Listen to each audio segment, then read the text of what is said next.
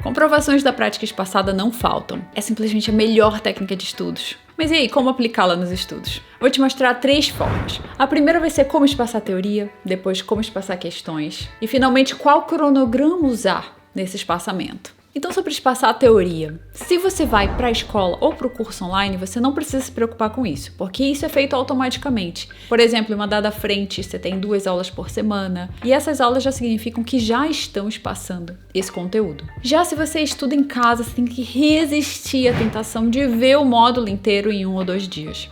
A gente precisa distribuir essas aulas em vários dias, de preferência em várias semanas. E às vezes a gente tem que criar frentes ou intercalar assuntos que não são pré-requisito. Então, por exemplo, você consegue intercalar geometria plana com logaritmos. É uma questão mesmo de resistir, porque é muito fácil ter curiosidade para ver como vai ser esse assunto inteiro, ou para marcar um feito, ou para sentir aquela sensação assim inútil, que só serve para o ego, que é acabar o capítulo. E que quando você vê de uma forma massiva, em um dia, vai ficar muito pouca retenção no longo prazo. E o longo prazo eu digo assim, 1 mês depois, você já não vai lembrar tão bem, ou vai precisar de muita revisão.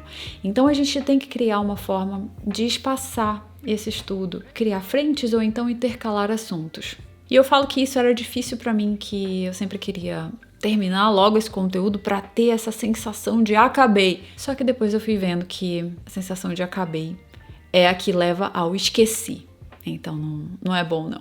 A segunda forma de revisar é com as questões. Então essa é a forma mais fácil, é a forma que todo mundo consegue fazer e é a que os artigos mais mostram, porque é mais fácil de você organizar espaçamento de questões do que espaçamento de teoria. Então na prática, você pode espaçar de várias formas as questões. Então eu não quero te dar uma fórmula, porque não existe. Então uma ideia, por exemplo, se você segue uma apostila, primeira coisa é que você não precisa fazer todas as questões. Então digamos lá tem 100 questões, 80 questões, você não precisa fazer tudo aquilo. Então, a ideia, por exemplo, você viu um novo assunto, é melhor você fazer, por exemplo, de 5 a 10 questões. 5 questões se você já pegou a ideia, e a 6ª questão seria mais ou menos parecida com a 5ª. Ou um pouquinho mais, até 9, 10, se você tá vendo que tem muita variação, não tá entendendo tanto. Aí você vai mais e faz mais questões. Mas para aí. Para em 10 questões nesse primeiro contato, nessa primeira lista. E aí você pode fazer novas alguns dias depois, na semana seguinte ou 2 semanas depois. E o ideal é espaçar mais mesmo, não assim colocar todos, segunda, terça, quarta, quinta, sexta e acabar a lista. Não, é espaçar em uma forma maior, porque esse espaçamento maior ele vai ser mais adequado para o seu objetivo, que é uma prova daqui a vários meses.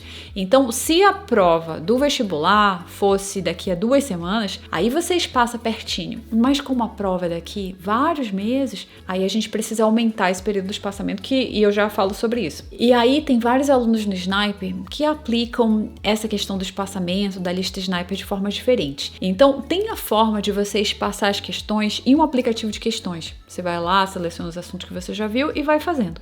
Outra forma é você usar a sua apostila ou o seu PDF do curso online e ir fazendo aquelas questões.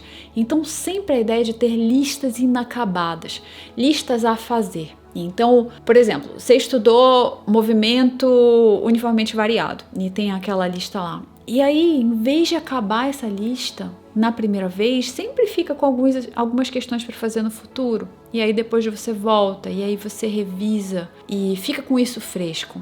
Então, alguns alunos, por exemplo, vão lá e fazem sempre a lista de cinemática, mistura com a lista de dinâmica e mistura com a lista de eletromag e assim, sempre listas inacabadas da própria apostila. Então, isso dá para aplicar tanto em apostila, em PDF ou em aplicativos de questões. O importante é espaçar e sempre que possível intercalar, porque principalmente para exatas também é uma técnica super promissora, ou seja, uma técnica que aumenta o desempenho em provas.